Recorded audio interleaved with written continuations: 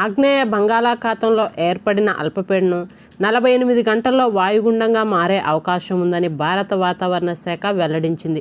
ఇది వచ్చే పశ్చిమ వాయువ్య దిశగా కదులుతూ క్రమంగా దక్షిణ బంగాళాఖాతంలో మధ్య భాగాలపై ప్రభావం చూపనుంది. 3 రోజుల్లో పశ్చిమ వాయువ్య దిశగా ఉత్తర తమిళనాడు, పుదుచ్చేరి, దక్షిణ ఆంధ్రప్రదేశ్ తీరాల వైపు వెళ్లే అవకాశం ఉంది.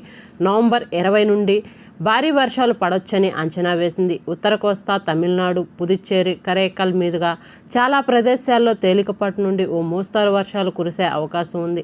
నవంబర్ 20, 21, 22 తేదీల్లో ఉత్తర కోస్తా, తమిళనాడు, పుదుచ్చేరి, కరైకల్, దక్షిణ కోస్తా ఆంధ్రాలు, రాయలసీమలో భారీ నుండి అతి భారీ వర్షాలు, చాలా చోట్ల తేలికపాటి నుండి ఓ మోస్తరు వర్షాలు కురవచ్చని, 40 నుండి 55 కిలోమీటర్ల వేగంతో గాలులు కూడా వీస్తాయని, సముద్రం అల్లకల్లోలంగా ఉంటుందని, చాలా ఉద్రిక్తంగా ఉంటుందని, మత్స్యకారులు చేపల వేటకు వెళ్లవద్దని సూచించారు.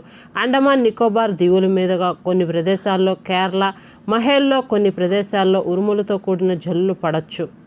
అలాగే తెలంగాణకు సంబంధించి కనుక చూసుకున్నట్లయితే తెలంగాణలో వాతావరణం పొడిగా ఉంటుంది. కానీ బంగాళాఖాతంలో ఏర్పడిన అల్పపీడన ప్రభావంతో 1-2 ప్రాంతాల్లో 21, 22 తేదీల్లో చిరుజల్లులు పడే అవకాశం ఉందని వాతావరణ శాఖ తెలిపింది. ఓకే ఫ్రెండ్స్, చూసారు కదా 2 తెలుగు రాష్ట్రాలకు సంబంధించిన వెదర్ అప్డేట్. వీడియో నచ్చితే లైక్ చేయండి, మన ఛానల్ని సబ్స్క్రైబ్ చేసుకోండి. Thank you.